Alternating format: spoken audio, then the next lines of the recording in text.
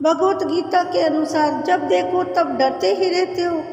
काहे इतना डरते हो? सबसे बड़ा डर क्या है? मौत। लेकिन मौत से डरने की जरूरत नहीं। मौत अस्थायी चीज़ों के साथ होने वाली एक सतत प्रक्रिया है। तुम साधारण मनुष्य होकर मौत से डरते हो? उस सिपाही से पूछो जो रोज सीमा पर खड़ा होकर मौत को चुनौती देता है। वो मरने से नहीं डरता क्योंकि वो जानता है कि उसका शरीर अस्थायी है, लेकिन देश की रक्षा और जज्बा अस्थायी नहीं है, वो स्थायी है। वो जज्बा कभी नहीं मरता। एक बार सोचो कि अगर तुम्हारे दिमाग और दिल से मौत का डर निकल जाए तो जिंदगी कितनी सुंदर और मज़ेदार हो जाएगी। जब देखो दूसरों पर शक करते रहते हो। भगवत गीता में लिखा है कि अपने आप का आकलन करो और देखो कि तुम कितने बड़े शंकालु हो। सब पर शक करते हो, बेवजह शक करते हो, दोस्तों पर, दफ्तर में, साथियों पर और यहाँ तक कि अपने परिजन को भी शक की निगाह से देखते हो। इतना शक करना सही नहीं। ये विवाद और परेशानी का सबब है। जरूरी नहीं कि सारी दुनिया तुम्हारा बुरा करने पर तुली है। भगवान श्री कृष्ण जी कहते हैं एक शंकालु व्यक्ति को एक दुनिया और दूसरी दुनिया में शांति नहीं मिलती। एक बार शंका को मन से निकाल कर देखो। अपने दोस्तों पर खुले मन से विश्वास करके देखो।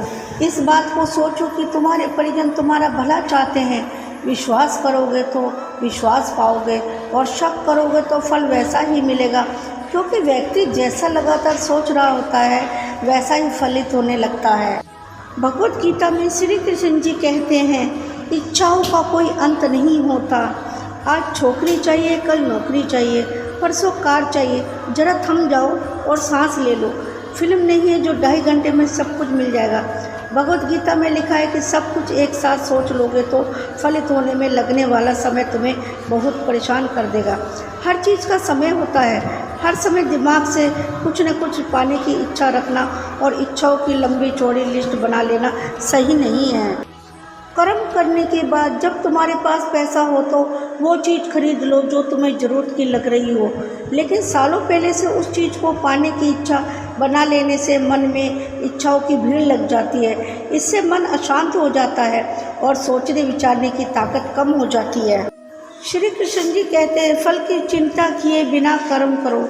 ये करूँगा तो वो मिलेगा, वो करूँगा तो ऐसा होगा, ये चिंता दूसरों पर छोड़ दो। कम से कम फल के पकने तक की तो चिंता मत करो। अगर तुम किसी काम के सफल और असफल होने की चिंता करते रहोगे तो काम कब करोगे? तुम नया काम करो बिना ये सोचे कि ये सफल होगा या नहीं।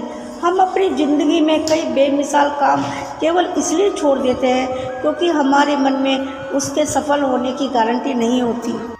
श्री कृष्ण जी कहते हैं कभी भी अपनी जिम्मेदारी से नहीं भागना चाहिए। ओहो इतना काम मैं कैसे कर पाऊँगा, इतनी जिम्मेदारी मैं कैसे उठाऊँगा, ये सोचना भी काम की जिम्मेदारी से दूर भागना है।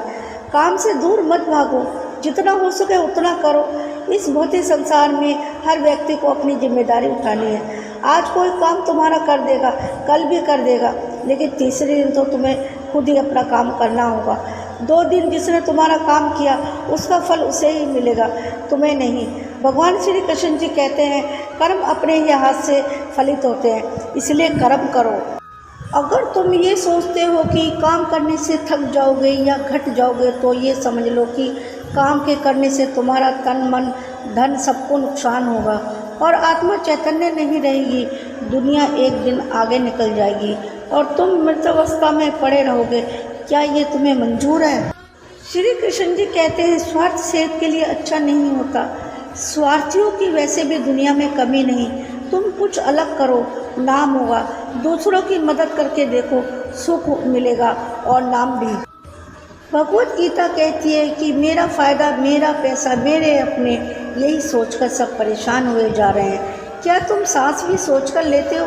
अगर आत्मा स्वार्थी हो जाए तो तुम्हारा शरीर छोड़कर किसी दूसरे और अच्छे शरीर में चला जाएगा। इसलिए स्वार्थ छोड़ो और मन को बड़ा करके देखो, दूसरों की मदद करके देखो। तुम्हारी आत्मा सुखी होगी और सुखी आत्मा से बढ़कर संसार में कुछ नहीं। तुम आज किसी की मदद करते भूल सकते हो, लेकिन तुम्हारी मदद पाने वाला तुम्हें कभी नहीं भूलेगा। वो हमेशा तुम्हारे लिए ऋणी रहेगा। यही तो संसार का नियम है।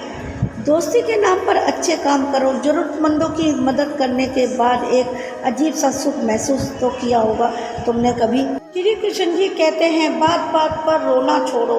जरा सी बात पर होपलेस होना सही नहीं। रोंदड़ू लोगों की संसार में कोई पूछ नहीं। दुख आया तो बेदम हो गए और खुशी आई तो संभाली नहीं गई। ये रवैया एक कमज़ोर इंसान को और कमज़ोर बनाता है। दुख और सुख ये में बैलेंस बनाना सीखो। दुख आए तो निमटने के उपाय करो और खुशी आए तो बनाए रखने के सिद्धांत सीखो। जो व्यक्ति सुख और दुख को समान रूप से लेता है वो इन दोनों के साथ न्याय करता है। तुमने देखा होगा, सामने से गाड़ी आती देखकर कुछ लोग हाथ पैर छोड़ देते हैं। वो बचने के उपाय खोजने की बजाय गाड़ी के सामने खड़े रहते हैं। उन्हें बचाने के लिए भगवान नहीं आएगा। भगवान ने दिमाग दिया है जिसे इस्तेमाल करके खुद बचना होगा। इसलिए हर परिस्थिति में धैर्य रखो। भगवान श्री कृष्ण जी कहते हैं, इतना गुस्सा मत करो। आप हर बात पर गुस्सा करते हो। आपका तर्क है कि दूसरों की गलती पर गुस्सा करते हो, लेकिन गुस्सा अपने आप में गलती है। आप रोज रोज वही गलती दोहरा रहे हो। भगवान श्री कृष्ण जी कहते हैं कि क्रोध से व्यक्ति की तर्क करने की क्षमता खत्म हो जाती है। वो अच्छे बुरे की पहचान खो बैठता है। अगर आपके साथ भी ऐसा ही कुछ हो रहा है तो ये गुस्सा ही असली वजह है। अगर कहीं मनमुटाव है तो शांत मन से सोचो, हर समस्या का हल निकलेगा। किसी की गलती पर एकाएक कोरा उठाने की बजाय कुछ पल शांत रहो और सोचो कि तुम उसकी जगह होते तो क्या करते। दरअसल क्रोध आपको असफलता और विनाश के मुहाने पर खड़ा कर देता है और ऐसी परिस्थितियाँ बनाता है कि आप खुद ही छलांग लगा लेते हो। भगवान श्री कृष्ण जी कहते हैं, छोटे कदम से बड़ी सफलता नहीं मिलती। जिस तरह शॉर्टकट घातक होते हैं, उसी तरह छोटे और गलत रास्ते हमेशा असफलता की गली में मुड़ जाते हैं। दूसरी लंबी सही, लेकिन रास्ता सही होना चाहिए। अगर तुम जल्दी सफलता पाना चाहते हो तो ध्यान रखो कि वो सफलता स्थायी नहीं होगी और शॉर्टकट टेम्परेरी होता है। इसलिए सदैव ढंग से काम करो। किसी भी काम में टाल मटोल मत करो। अगर तुमसे ज़्यादा अनुभवी कोई तुम्हें सलाह देता है तो उसे सूत्र वाक्य की तरह उपयोग करो। जिस तरह चोरी का माल मोरी में जाता है, उसी प्रकार बेमन से किया गया काम भी नाली में जाता है। काम को मन से करो और जितने समय में होता है उतना समय में करो। सफलता जरूर मिलेगी।